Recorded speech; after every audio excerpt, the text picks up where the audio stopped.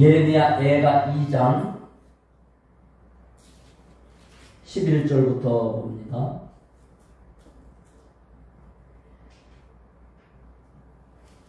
예레미야 애가 2장 11절부터 13절까지 11절부터 13절까지 애가입니다. 이사야, 예레미야 애가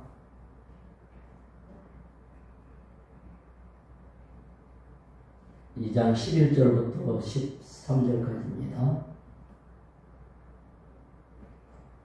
함께 읽겠습니다. 11절부터 시작. 내 눈이 눈물에 상하며 내 창자가 끊어지며 내 간이 땅에 쏟아졌으니 이는 내 딸 내 백성이 패망하여 어린 자녀와 젖 먹는 아이들이 성읍 거리에 기절함이로다. 그들이 성읍 길거리에서 상한 자처럼 기절하여 그의 어머니들의 품에서 혼이 떠날 때에 어머니들에게 이르기를 곡식과 포도주가 어디 있느냐 하도다. 딸 예루살렘이여, 내가 무엇으로 내게 증거하며 무엇으로 내게 비유할까? 처녀 딸 시온이여, 내가 무엇으로 내게 비교하며 너를 위로할까? 너의 파괴됨이 바다같이 크니 누가 너를 고쳐줄 소냐. 아멘. 예레미야가 걱정한 대로 경고한 대로 백성들을 그렇게 회개하게 하고 기도하게 하고 예배드리게 했지만 우상 숭배하느라고 바빠서 다 못했어요. 조그만 힘이 있어도 자기보다 조그만 힘 못한 작거를 그만큼 뺏어가고 누르고 나라가 아니었어요. 결국 바벨론 쳐들어 갔죠. 뭐 인정사정이 있으니까 안 봐주죠. 그러니 오늘 본문에 보니까 예레미야가 눈에 얼마나 눈물을 많이 흘렸던지 눈이 헐어가지고 눈이 상할 정도가 됐다 그랬어요. 눈이 상했다. 그리고 창자가 끊어지며, 창자를 애라고 그러잖아요. 애가 탄다. 애 끓는 마음. 창자가 끊어진다 이거예요. 내 간이 쏟아졌으며 간을 절인다. 간을 절여놓으면 살겠어요. 쪼그라들면 간절하다. 왜 그러냐? 예레미야 눈에 백성 패망하는 모습이 보였고 자녀들이 먹을 걸 구하는데 먹을 게 없어요. 길거리 헤매다가 엄마 품에서 죽어요. 죽으면서 엄마 품에서 먹을 것이 어딨냐고, 마실 것이 어딨냐고 이러고 그냥 힘을 다 잃고 있다가 죽어요. 그러니까 혼이 그들이 엄마 품에서부터 혼이 떠나갈 때 이 모든 고통이 다 이스라엘 거였다 그 말이에요. 고칠 자가 없는 심각한 위기 속에 이건 뭐냐? 애들 고생은 어른 탓이다 그 말이에요. 제가 시온이한테, 시온이가 김정은 얼굴이 생각이 안 나요. 느닷없이. 그래서 내가 찾아가지고 이 사람이 김정은이고 그 아버지 김정일이고 그 할아버지 김일성이다. 이 사람들이 누군 줄 아느냐? 저 북한에서 남쪽에 전쟁을 일으켜가지고 6.25 때에 300만이나 되는 130만이 죽고 엄청나게 많은 사람이 부상당하고 엄청나게 이별하고 고통을 줬다. 그 중에 가장 피해를 많이 본 건 어린아이와 여자들이다 그랬어요. 왜 어린아이와 여자들이 전쟁의 피해를 보느냐요? 군인들끼리 싸워도 적군들이 우리나라 여자들과 아이들을 제일 많이 죽였다. 왜 죽여요? 힘이 없으니까 대항을 하지 못하고 많이 죽을 수밖에 없지. 그래서 많은 아이들이 죽고 여자들이 죽었어. 이해할 수가 없어요. 왜? 아이들이 죽은 건 이해하는데 어떻게 여자들이 그렇게 많이 죽을 수가 있느냐 이거. 힘이 없으니까 죽지. 그랬더니 우리 집에서는 엄마가 제일 센데 어떻게 여자들이 죽느냐 이거예요. 그리고 6.25 전쟁 때 엄마가 있었으면 전쟁을 이겼겠네. 틀림없이 이겼을 거예요. 뭐 애들이니까 하는 소리지만은 여러분 비극이 일어나면요 약한 사람이 제일 많이 당하는 거예요. 돈 없는 사람, 힘 없는 사람, 능력 없는 사람, 네? 여자, 아이. 이스라엘이 지금 이거는 사람 살 수 있는 것이 아니에요. 그래서 상처가 얼마나 컸든지 바다같이 크대요. 조그만 상처 같으면 약이라도 바르고 꿰매기라도 하겠는데 상처가 바다같이 커버리니 뭐 어디서부터 막을 거예요. 치료할 수가 없어요. 김진성호라고 하는 그 탈북자는 어릴 때에 너무 가난하니까 먹고 살 길이 없어서 아버지 돌아가시고 할아버지 돌아가시고 엄마하고 형제들하고 자기가 큰아들이에요. 석탄 캐 가면 석탄을 주워가지고 이제 팔아서 조금이라도 입에 붙이라고 석탄 열차 뛰어 올라가서 약간 느리니까 밖으로 던져놓고 또 뛰어내려가지고 석탄 주워서 팔고 이렇게 비참했는데 굶고 뛰어 올라가고 굶고 이러다 보니까 위에서 석탄을 던지자가 배고파서 쓰러져 버렸어요. 철길 밑에 기절해갖고 쓰러져갖고 깨보니까 철길에 팔과 다리가 얹혀있는데 기차가 지나가서 다리가 끊어지고 팔이 으깨졌어요. 그거를 수술을 하는데 이제 기절했다가 깼는데 다른 분들이 알고 엄마한테 얘기하니까 그 동네 시치 치우는 니아과가 있대요. 거기 싣고 가서 병원에 갔는데 뭐 병원이라 한들 마취제가 있으니까 고무 밧줄로 묶어놓고 쌩으로 살을 자르고 톱으로 뼈를 자르고 줄로 자른 뼈를 갈고 몇 번 기절했다 깨고 막 발버둥 치고 그리고 항생제가 없으니까 그냥 퇴원했는데 병원에서 줄 음식이 없으니 밀가루로 풀 써가지고 2번 주더니 집에 가라고.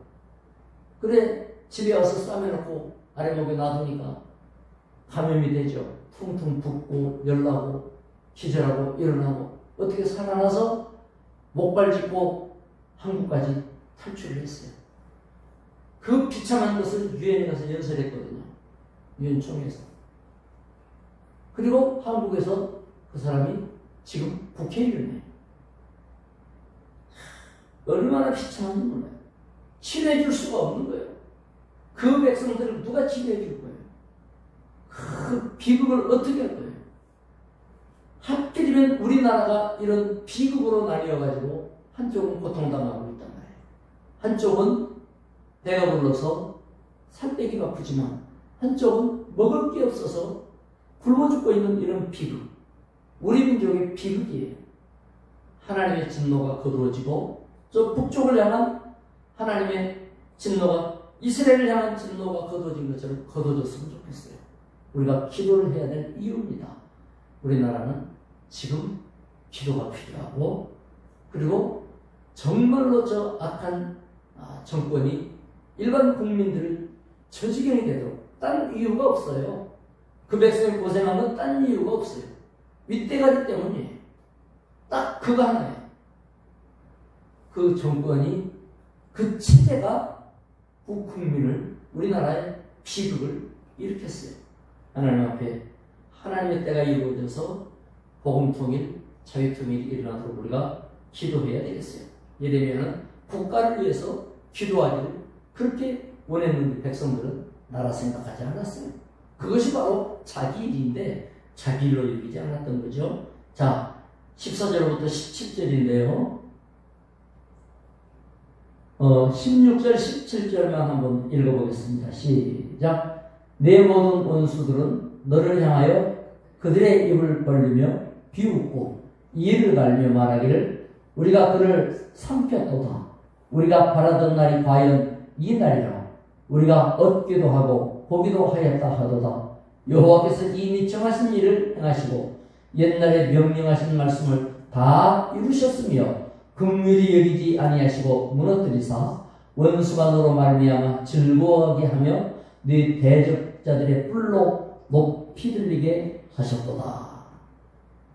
이스라엘은 거짓 묵시에 속았거든요.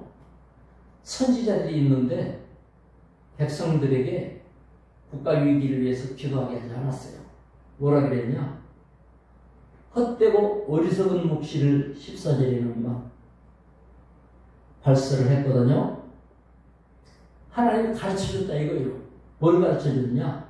이스라엘은 복받았다. 이스라엘은 잘된다. 아무 문제 없이 평안하다. 이렇게 외치니까 선지자의 말을 들은 이스라엘이 야 우리나라는 복받고 잘된대. 안심해도 된대. 예레미야만 망한다. 회개해야 된다. 말씀에 서라. 그러니 예레미야는 인기 없는 종이죠. 예레미야 교회는 부흥을 못해요. 나머지 선지자들은 사람이 몰려요. 왜? 복받아라. 하나님을 사랑한다. 우리는 잘된다. 이거 봐라. 걱정하지 마라. 이러니 백성들이 엉뚱한 부흥이 일어나는 거예요. 그야말로 영적으로 무지했어요. 그래서 이 거짓 선지자들의 현혹에 넘어가가지고 돌이키지 않고 그 자리를 지키는 거예요. 진노를 유발하는 죄를 일깨워야 될 선지자들이 일깨우지 않고 잘한다고만 하니까 결국은 백성들이 잘한 줄 알았다가 망하게 될 때 누구를 원망하겠어요? 선지자들을 원망하죠. 물론 자기 책임이지만 원망하지 않겠어요? 이렇게 되니까 부강했던 이스라엘과 예루살렘의 모든 것들이 쳐들어온 사람들 것 돼버렸어요. 뺏어가니까. 그리고 굶어 죽고 잡혀가고. 왜 잡혀가냐? 종으로 부리려고 잡아가거든요. 이제 인간이 아니에요. 가면 부려먹는 그냥 말하는 짐승이에요. 존귀와 영광은 사라져버렸고 하나님의 자녀의 권세는 잃어버렸습니다. 예레미야는 이 참혹한 일이 바벨론 군대가 쳐들어와서 그런 게 아니라는 거예요. 바로 이스라엘이 불러들였다는 거예요. 백성들이 망할 길로 간다는 거예요. 그 나라의 길은 그 백성들이 정한다. 우리나라도 좀 특이하게도 북한을 쫓아가는 그런 사람들이 굉장히 많은데 그런 말을 하면 이게 이상한 사람으로 몰리는 그런 분위기가 지금 이미 몇십 년 동안 만들어져 버려서 우리나라도 지금 사실상 굉장히 위험하지 않나. 목사님들이 그런 얘기 많이 합니다. 그래서 목사님들이 모이면 뭐라고 그런 거 아니에요? 이미 우리나라는 기울어졌다. 운동장이 기울어졌대요. 그래서 기울어진 아래쪽에서 공을 아무리 차고 올라가도 북쪽에서 저 기울어진 위에 쪽에서 한 방씩 툭툭 차버리면 기울어진 운동장을 바로 세워야 되는데 국민들이 기울어진 운동장에서 기울어진 절이 이게 맞다고 생각하기 때문에 큰일 났다. 목사님들은 모이면 걱정을 합니다. 우리나라는 젊은이들과 국민들이 이미 기울어져 버렸다. 그래서 생각이 북한 핵은 우리와 상관없는 줄 알고 있고 미사일이 머리 위로 휙휙 날아다녀도 그냥 아무렇지도 않고 우리는 정말로 자유민주주의가 귀한 줄 모르고 뭐 같이 살면 되지 같이 살 수 있는 줄 알고 한마디로 말하면 양파 썩어도 나도 썩은 양파하고 한 자리에 넣어놓고 그냥 꺼내서 먹으면 되지 이게 다 썩어갈 줄 모르고 그렇게 하고 있다는 거예요. 그래서 어떻게 하면 좋으냐고 기도하고 있는데 이게요 백성들한테 안 먹혀 들어가요. 그런 얘기하면 교회를 떠나가 버린대요. 교회를 떠나가 버린대요. 그래서 그런 말도 제대로 할 수 없고 안 하자니 하나님 앞에 두렵고 이 나라가 기도하면서 어떻게 목숨 바쳐갖고 세워진 나라인데 이렇게 됐다고 교회 종들은 탄식을 하는 거예요. 한평에 갔더니 그 목사님이 탄식을 하면서 큰일 났대요. 그래서 자기 교회에 자기가 그런 얘기하니까 교인들이 다 빠져나가 버렸대요. 그래서 몇 사람 안 남았대요. 야, 어떻게 하면 좋아요? 어떻게 하면 좋아요? 잘 된다, 잘했다. 여러분, 우리나라가 적이 없으면 모르겠는데 적이 있는데 그래요. 적이 없는 나라야 뭐 이래도 좋고 저래도 좋을 수 있죠. 그런데 지금도 잡아먹겠다고 선포하고 있고 남한 지도를 가리키면서 잡아먹겠다고 실제로 하고 있고 막 쏴대고 이런데도 그래요. 예레미야 시대 때 하고 우리 지금 시대하고요. 조금씩도 다르지 않아요. 온 백성들은 다 우상에 빠져 있어요. 교회 떠나가고 있어요. 기도가 안 되고 있어요. 예수 전하고 복음 전하면 이상한 사람 취급되고 있어요. 이런 정도가 된 것이 예레미야 시대와 같다. 우리는 하나님이 작정하시기 전에 이스라엘은 바벨론으로 망한 게 아니에요. 하나님이 작정하신 또 뭐예요? 선지자들의 경고를 무시한 거. 한두해 경고한 게 아니거든요. 저도 이 경고를 제가 학생 때부터 받았어요. 학생 때부터 받으면서 빨간불 들면 큰일 난다. 그때야 아니 어림없는 얘기를 이렇게 하시는 목사님들이 참 비현실적인 얘기를 한다 이렇게 생각을 했거든요. 근데 몇십 년 지나가는 동안에 이제는 더 이상 말이 먹히지 않는 시대가 됐어요. 결국은 뭐예요? 선지자들의 말이 성취되고 우리나라가 그런 일이 일어나지 않도록 기도해야 되고요. 역사의 흥망성쇠를 하나님이 주관하십니다.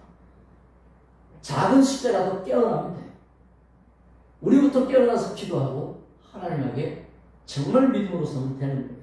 말씀을 믿고 의지해서 흑암의 세력을 결박하고 저주받은 모든 악한 영들이 감히 덤비지 못하도록 성령이 지켜주시는 나라 함께하는 교회들 주와 동행하는 성도가 되시기를 주의 이름으로 축원합니다. 기도하겠습니다.